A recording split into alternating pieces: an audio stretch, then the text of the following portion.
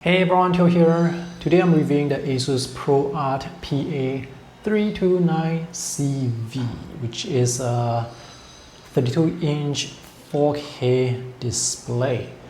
First of all, disclaimer, this is a review unit provided by the company, and in this video I'll just present to you my findings so that you can decide whether this is worth the money.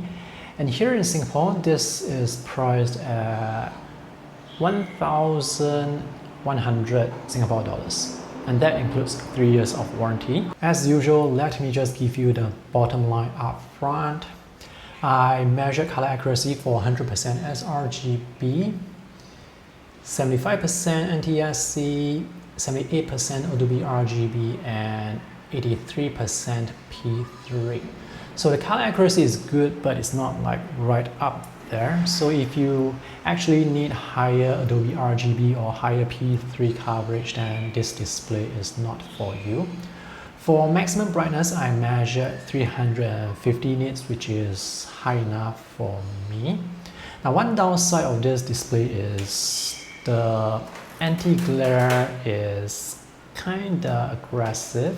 So right now it's actually cloudy, but when the sun is out, this whole area here will just be white, and that obviously is going to affect visual quality. Now, the viewing angle is good, as in there is minimal color shift when you view the display from extreme angle. It's just that the anti-glare for me is kind of aggressive. The 4K resolution is sharp on this 32-inch display. Now, if you look close, you can see pixelation, but from one arm's distance away, all the visuals look sharp. Now, this combination of 4K resolution and 32-inch is actually not a good combo for Mac OS users, but Mac users can actually use this app called Better Display to handle the UI scaling so that all the visuals will look sharp. For Windows users, you don't have to worry because Windows handles UI scaling really well. I work with graphic design, and for graphic design work, 27-inch is actually more than big enough. As in, when I put my graphics on the page, because I work with print, I can still check the print at 100% size, so 32-inch to me is kind of too big. So if you want to get a big display like this, your table has to be big, and also you have to sit a bit further away from the display. Now, the advantage of having such a big display is you can actually scale down the UI so that it's smaller but still big enough.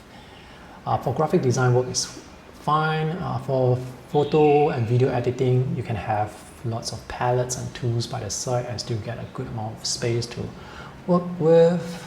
I think the main selling point for such a big display is when it comes to watching videos, you get this more immersive effect, and when you're watching movies, it really feels like you are in the movie.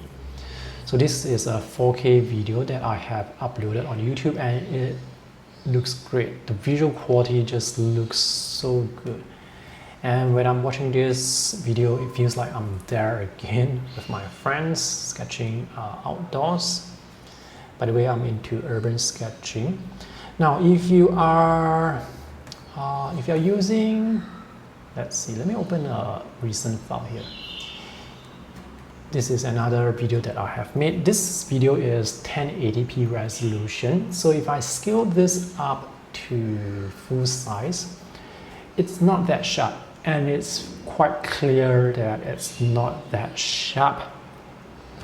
So if you want to work with 4K resolution with such a big display, your graphics, your files, your photos, your videos have to be high-res enough, otherwise they are not going to look good on such a big display. And even for your wallpaper, if it's not 4K or higher, your wallpaper is not going to look as good on such a big display. Another downside that I found out is the build quality. I would say is solid, but there is some squeaky sound when you try to adjust the display. mostly from the bottom part here. And because this display is so heavy, when you try to tilt the display, the hinge is not strong enough to hold the display at that angle, which for me is not too bad because I don't tilt it too much, but that could be an issue for some people. Port selection is okay. There is support for HDMI, DisplayPort, and USB-C video, but there is only one USB-C port that connects to the computer, and it supports 90 watts charging, which is great if you are using laptops. But if you need more USB-C ports, then you may have to get the newer model, the ASUS ProArt PA329CV. So this is the CV model, which was released 2 years ago. The CRV model has more USB-C ports, if I remember correctly. So for this display, you only get one USB-C port and 2 USB-A ports. And that is the bottom line. And now let's move on to the full review, where I start by showing you the things included in the box. This is the packaging box, and because this box has been to many people, I'm not sure if all the original items are inside. These are what I found in the box: the vertical stand, the base of the stand. In this thin paper packaging, there is some information regarding ProArt and the quick start guide. This is a DisplayPort cable, a HDMI cable, which I'm pretty sure it's not the original, and power cable. So what's missing here is the USB-C video cable and perhaps the color calibration report from the factory. Let's take a look at the stand first before I set this up, and because this is so massive, I want to measure it. It is about 33.5 centimeters, which is around 13 inches by close to 10 inches, and this is 24.5 centimeters. So this thing here is huge. On the back is just metal with 8 rubber feet, one is missing. This stand is quite heavy, and due to the physical size, it means you will need to have a big table. So this part here is plastic, and this is also plastic, and we have a hole here at the bottom for cable management. So this is the monitor, which is massive, and I have to emphasize that you really need a big table. And when you have this monitor on your table, it's going to make everything look smaller by comparison. So this is my review table, so it's smaller than usual. This display is also quite thick, which you can probably tell. You can use a VESA mount with this, and the dimensions are 10 by 10 centimeters. And we have this vertical grille design here on the exterior. For the ports, we have power, and that's the power switch. And here there are 2 full-size HDMI ports, version 2.0, DisplayPort version 1.2. That's a USB-C video that also provides 90 watts charging, a 3.5mm audio jack, 2 USB 3.2 Gen 1 Type A ports. This display does not have any ports underneath or by the sides. And now let's put this on the stand, and this is really heavy. This is 8 kg, so it's almost twice as heavy compared to the 27-inch 4K. Oops. This is so heavy that I needed more concentration to put it on the stand. So as I was saying, this is almost 2 times heavier compared to the 27-inch 4K display that I have reviewed recently. Design of the back looks good. That's a small piece of white styrofoam there. And this thing is so heavy that when you shake it, you can see it's still moving. The plastic build quality is definitely not perfect. So as I tried to lift up the stand, the plastic part actually lifted up from the metal, which is not an issue because you won't be doing that often. There is some squeaky sound, but it's not as bad as the ASUS ProArt PA329CV that I reviewed recently. I've just connected the display to my MacBook Pro using a USB-C video cable. So now this display is also charging the laptop, and it's really convenient when you can have power delivery through the USB-C port. One downside for the connection is the video source cannot be detected automatically, so you have to choose this manually. I have strong light source from the left from my window, so that's how the anti-glare looks. And I would say the anti-glare is actually quite aggressive, so the diffuse reflection will become this white haze and it's going to affect visual quality. This monitor does not come with shading hood and cannot be installed with shading hood, and this is the situation or occasion where having a shading hood would be good. The bezels are quite thin. Now 4K resolution on a 32-inch display is quite sharp. However, if you look really close, you will still see some pixelation. When using such a big display, you should be seated further away so that your field of view can cover the whole display, rather than sit too close and always have to turn your head left and right, which doesn't make sense to me. Let's see how you can physically adjust the display. There is height adjustment. This is tilt, and this does not work that well because this monitor is so heavy. Either that or the hinge behind is loose from usage, over usage. And there is swivel, or is this rotate. So as I turn this, the base does not move because it has good grip on the table and because of how heavy this display is. If you want to, you can actually deploy this vertically. To do that, you have to push the display all the way up, tilt forward, and then turn so that the bottom here does not hit the table or touch the table. And let me just adjust the cable behind slightly. So as I turn it all the way vertical, I can sense this sweet spot where the monitor would just sort of lock into place. So now it's vertical. You can have the buttons by the side here or at the top here, depending on how you rotate. And to turn back, again, you have to tilt forward and turn. Now the tilt definitely is not stiff enough. Oops. Okay, so as I turn this horizontally, I can sense the monitor would sort of lock into place. Let me bring out my measuring tape again. So the width is close to 73 centimeters, including the bezels. And this is 43 centimeters, including the top and bottom bezels. Now the bezels are quite thin at the top and the sides thicker at the bottom. And here at the bottom you can find the buttons for the OSD manual and this directional toggle. And notice how this bottom bezel actually come out slightly.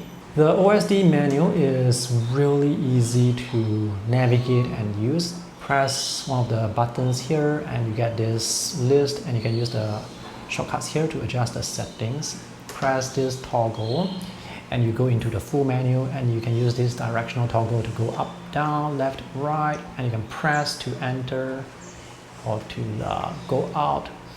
So this is where you can choose between the different display modes, and when you choose the display mode, certain color or display attributes may be locked. For example, certain modes may lock the brightness.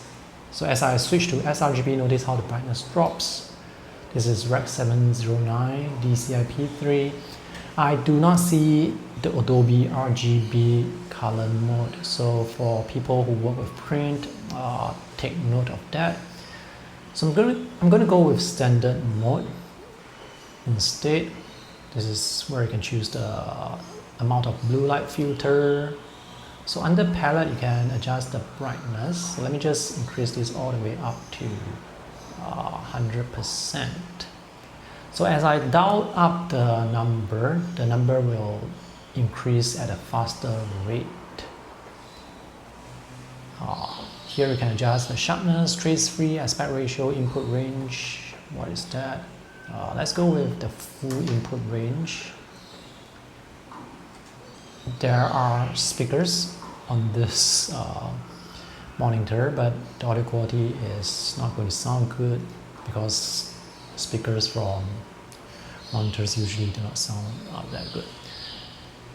Here we have picture-in-picture and picture-by-picture modes, so you can connect the display to two video sources and have two video sources on the screen at the same time. These are some features for designers. There is this virtual ruler that can show a virtual ruler on the display, and you can enable or disable all this very easily using the keys here or the buttons here at the bottom right.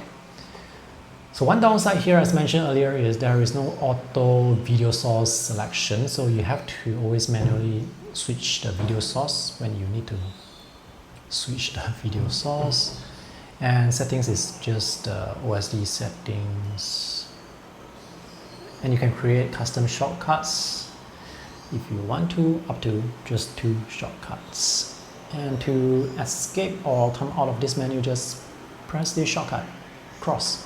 For macOS users, 4K resolution on a 32-inch display is actually not a good combo. So sometimes macOS has issues scaling the user interface and the text may look fuzzy or soft. To get around that problem, you may have to install this third-party app called Better Display, which will give you more options for scaling, and this works really well.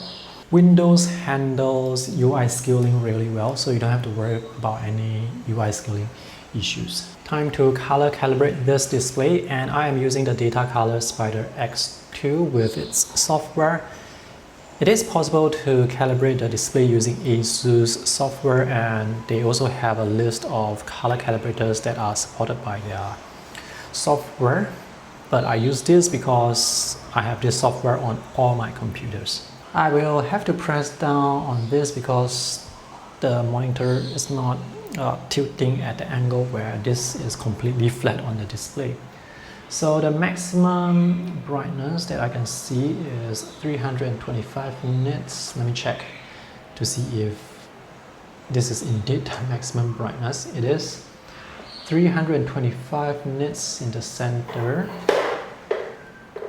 and here at the corner it's 272 nits, so it's almost 50 nits lower. On the right side, this is 248, 250.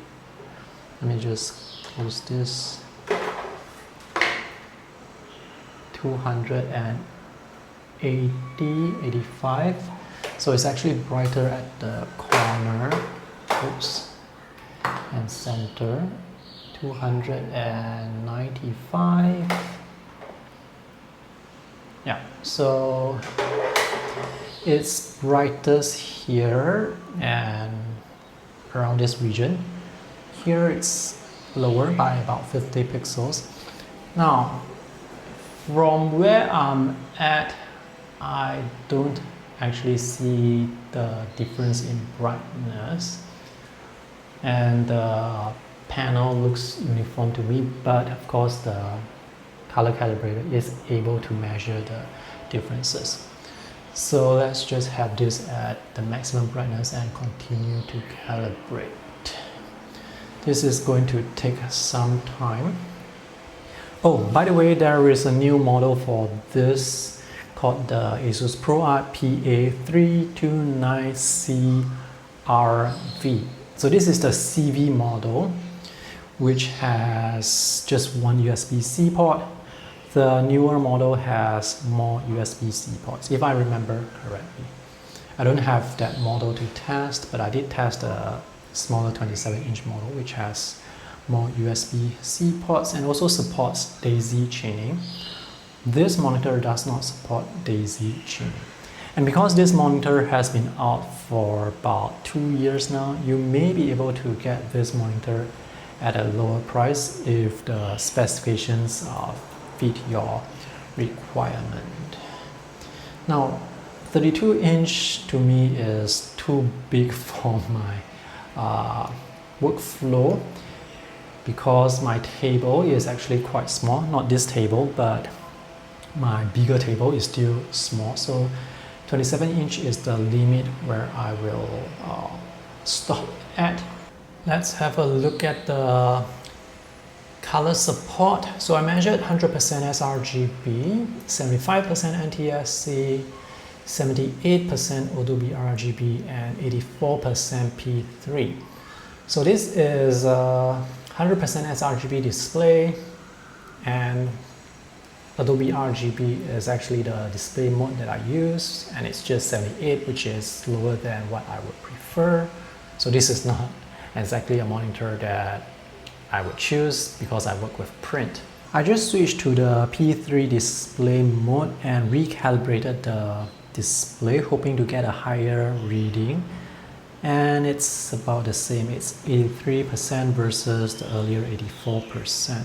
Color accuracy of this display is good, but it can certainly be better, because nowadays it's actually quite easy to find displays that support not just 100% sRGB but 100% P3.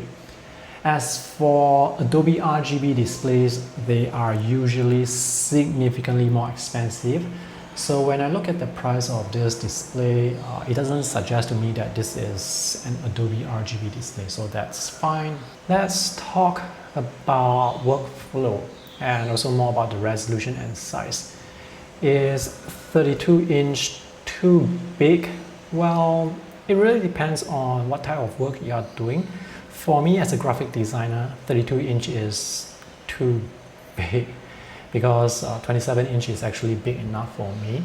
And right now I'm actually using the 1440p workspace, so all the text, the icons, the menus, the palettes, they look bigger than usual compared to a 27-inch 4K display. I'm using Mac OS, so I have to use this app Better Display to handle the scaling, and I can actually make the text smaller. Let me just scale this up slightly. Yeah.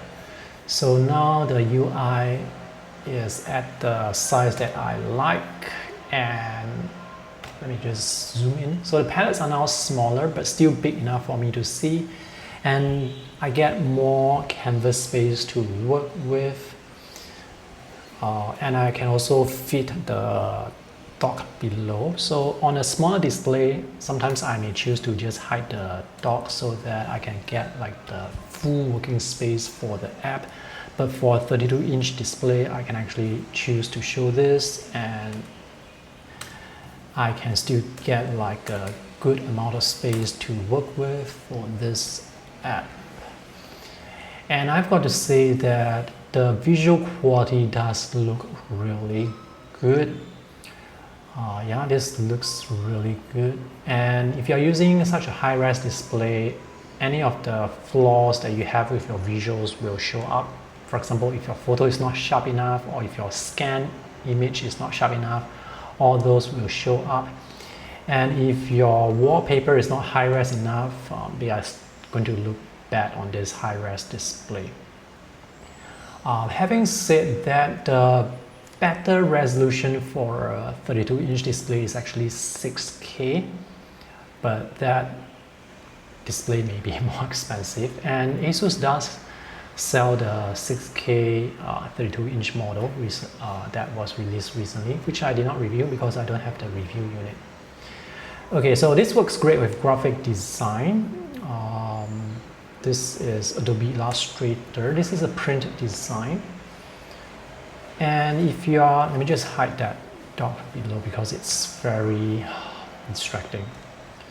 So when you are using such a big display, you can actually check the print pages at 1:1 size, so you can check the legibility to see how big the text really is, and you can do that on a 27-inch display as well, depending on the size of your page, of course, depending on the size of your publication. And yeah, this looks great on 32-inch, but I can still do this on 27-inch.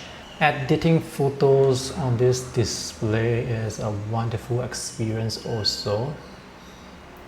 Yeah, there is so much resolution that when I try to zoom in, you notice the zoom only happens slightly. That's because this is just a 16 megapixel photo. If you are using a 24 megapixel camera or even higher, then you can actually see even more detail on this display.